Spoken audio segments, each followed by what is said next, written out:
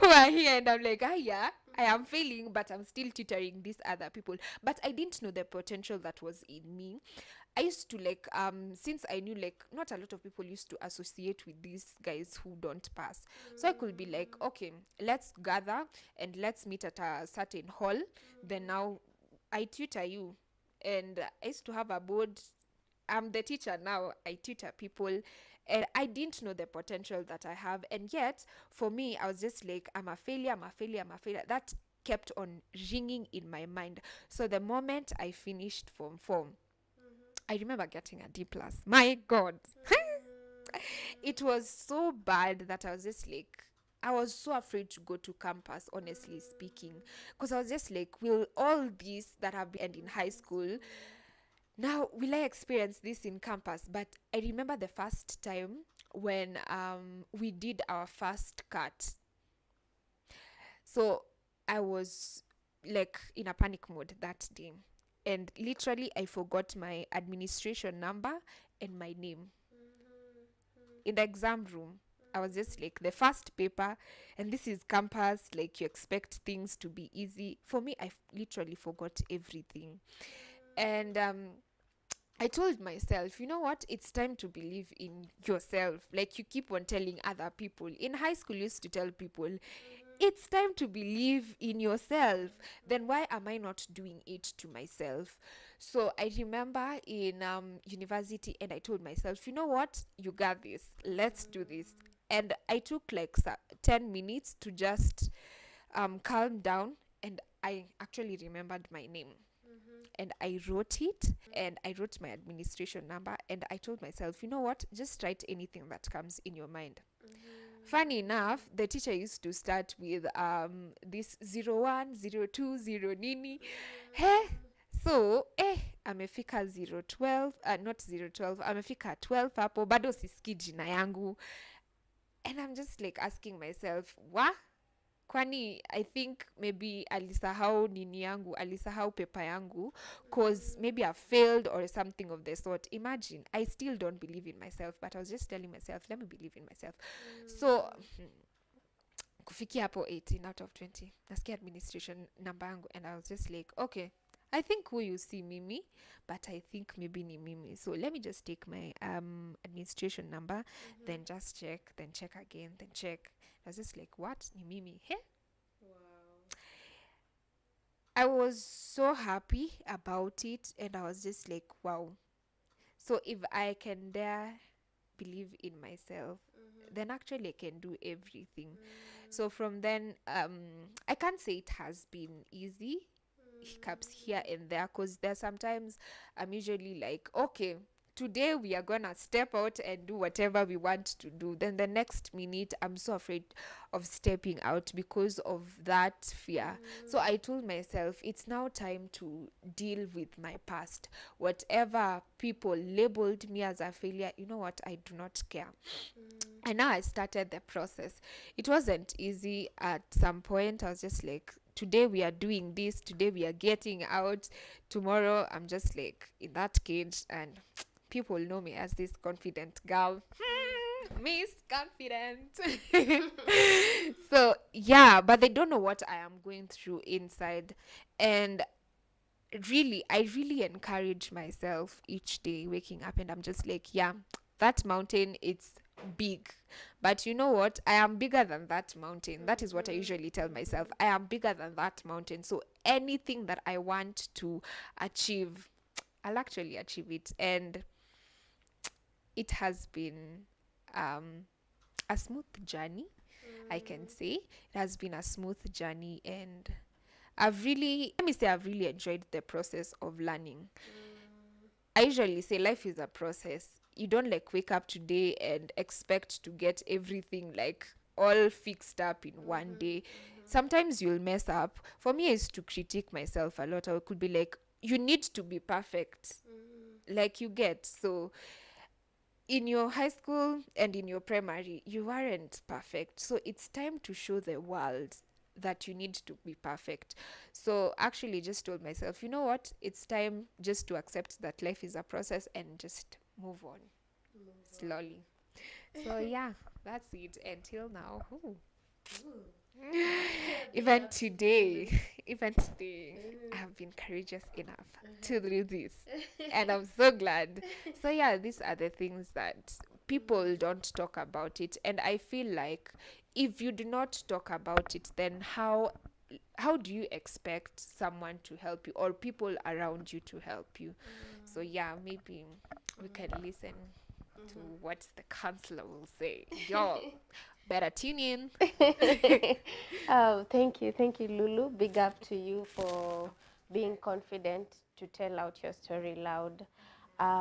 One thing for sure is that the child in us never dies.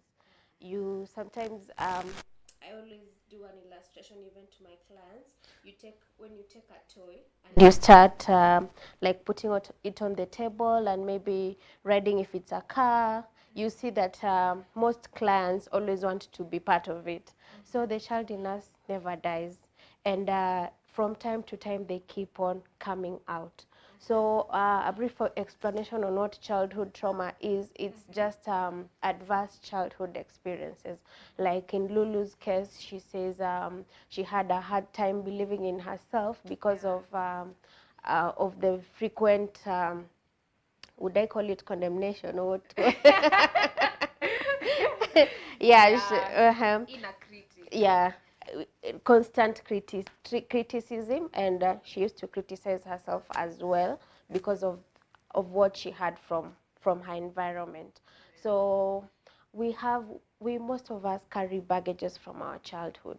Probably you had very good experiences which you also carry to your adulthood, but sometimes the experiences that we have had in childhood have not been really good, at least one or two. Myself, I am a victim also of childhood trauma. I had a violent dad who was an alcoholic, and from time to time he was abusive. And how that affected me is I became an anxious person in relationships. So childhood trauma can affect many people in different ways. I know our guest will speak much on it. I'm about her in. I hope she's ready. She will talk more of the effects of childhood trauma, what they can shape you to it. Probably you went through sexual abuse. That is a traumatic event that can be a cause of you in your relationships with other people. Probably you had a narcissistic parent. These are parents who love themselves too much to accommodate children. So probably your parent was narcissistic. That is a narcissistic personality disorder. They were boastful. They are not empathetic. Huh? They don't go forth to listen to their children, or maybe you felt like your needs were not being met as a child, because all you need as a child is to feel loved. All you need is to be secure. And so in the process of healing also, maybe our guest will also tell us, you can learn to nurse this inner child by learning to know when they come out and treating them.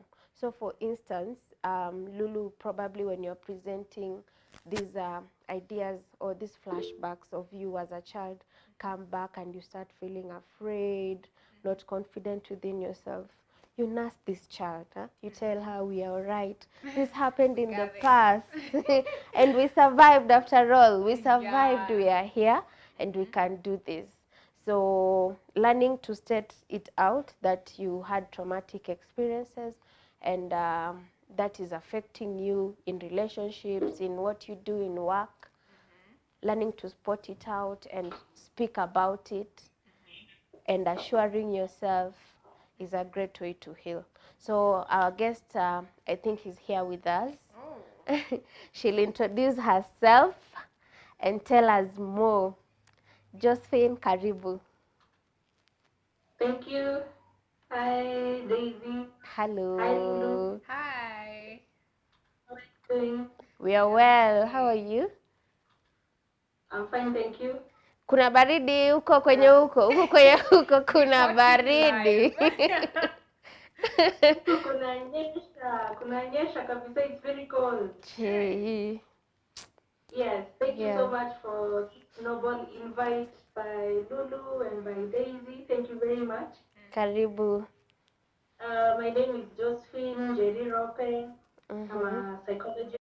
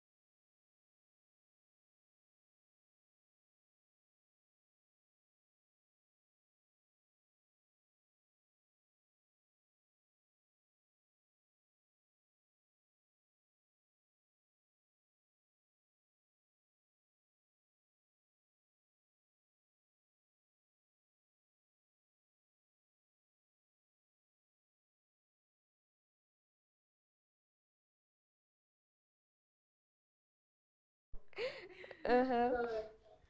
So, as children,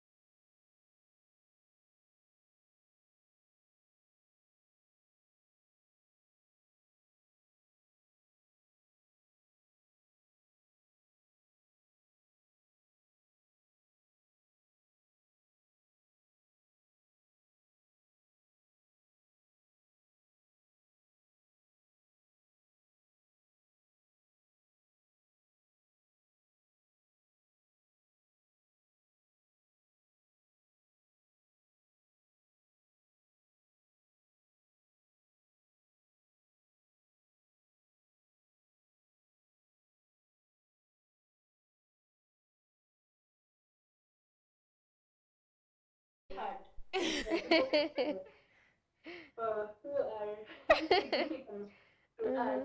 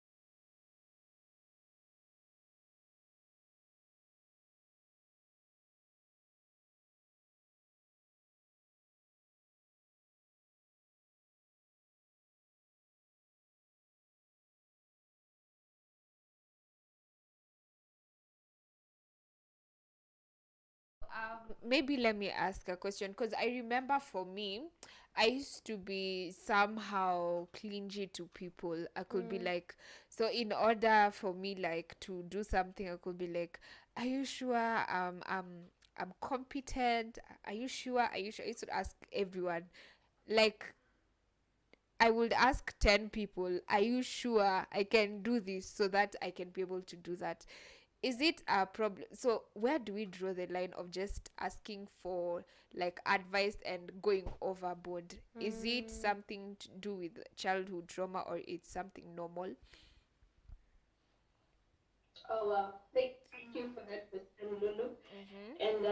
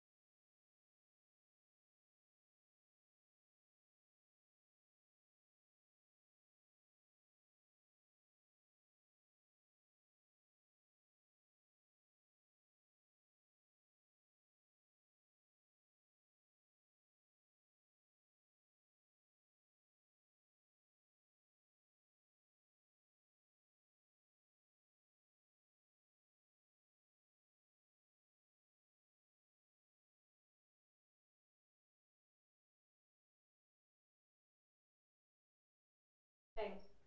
And like, no, I don't believe it.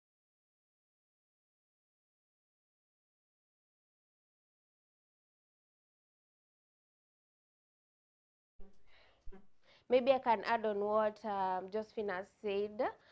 So there are three trauma responses. There's the freeze, there's the flight, and there's the fight. So learning to acknowledge what response you gave to your trauma is a very important bit on that can help you to heal. For instance, myself, I took flight.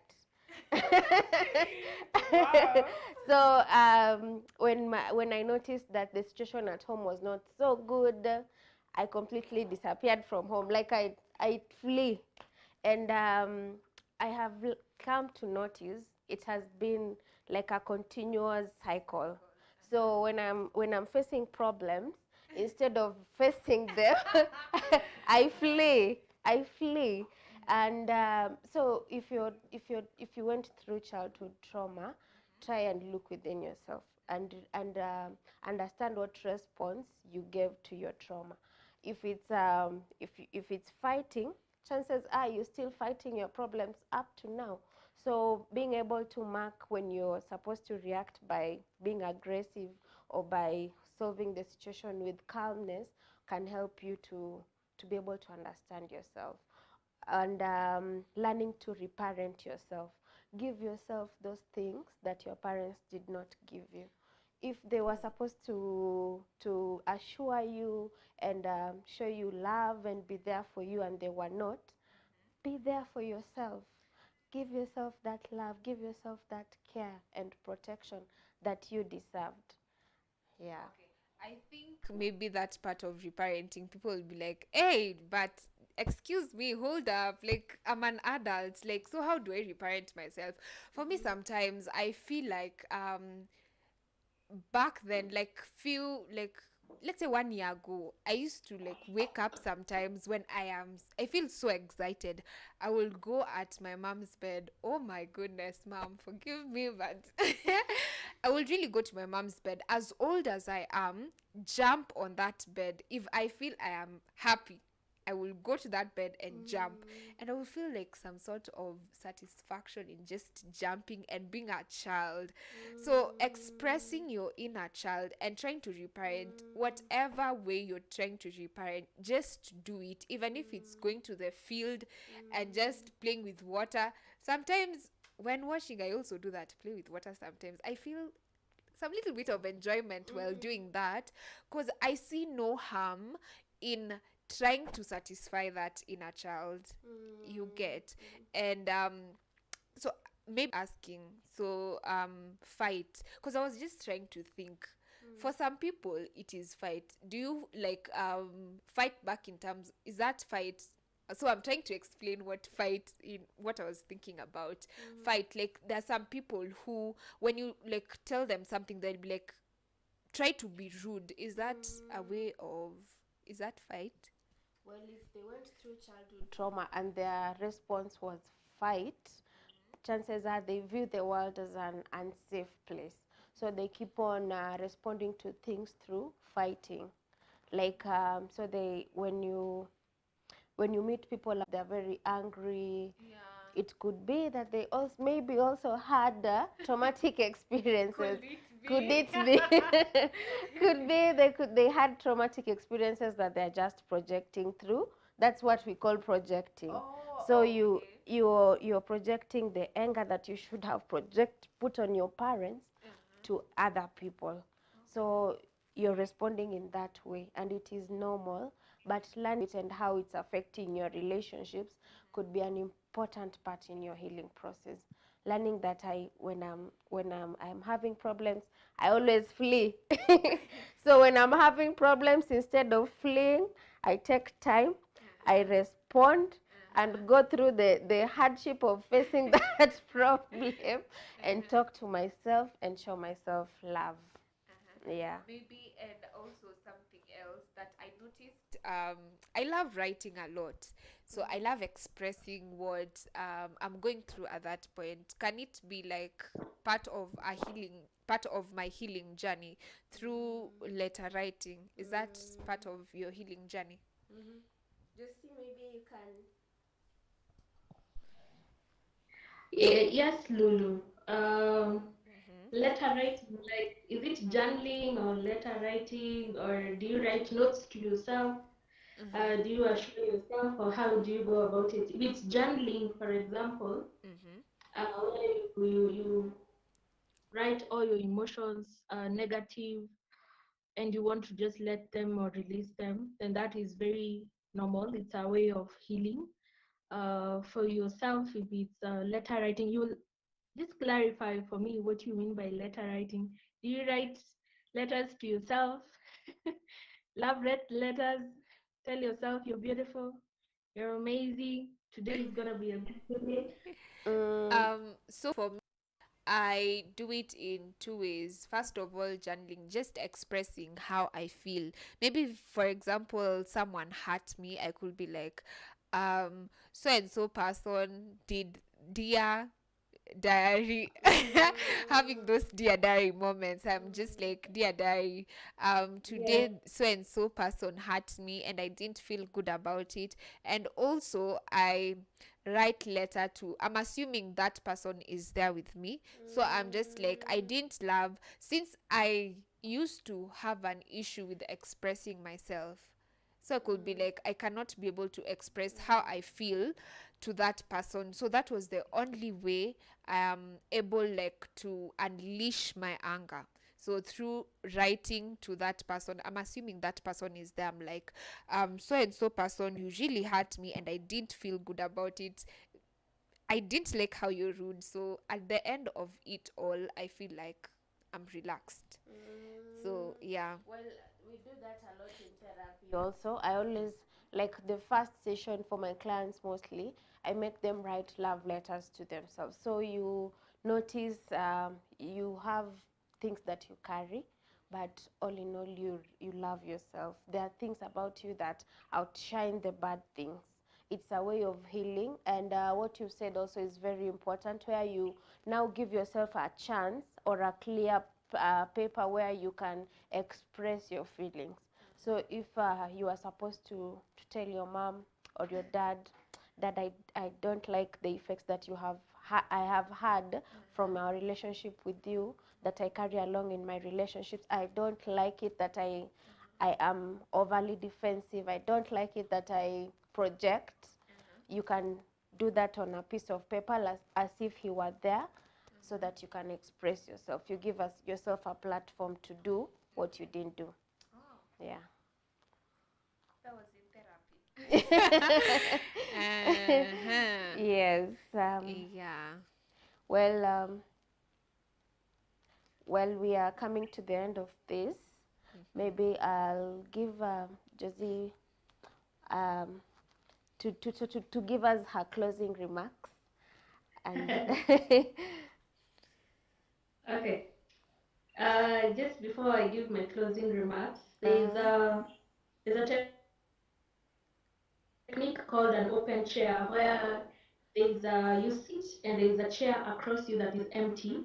So it is also a way where clients can be able to confront people or situations that were hard to them. It's also something that is used in therapy called the open chair technique. Mm. So you imagine that that person is there. So for example, if uh, it is your elder, like your father or your mother, and you're not able to go to them, you just put a chair across you and say, and just talk. So as a therapist, you guide your client, you're like, okay, now talk. So the client is able to just open up and say things that they would not ideally say to their, yes. So my closing remarks.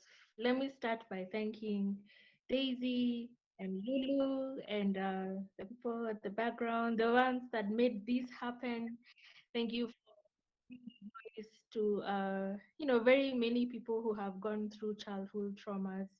My experience as a therapist, I have handled, the way we look at underlying issues. Someone comes and tells you that I'm not able to fit in, I'm feeling anxious, I don't like and we look at it and talk about it more, and you just see that it actually comes from childhood trauma, something they were told. There's something about the power of the tongue, something that you were told that you'll never forget, both positive and both negative. So childhood trauma is something that happens to most of us.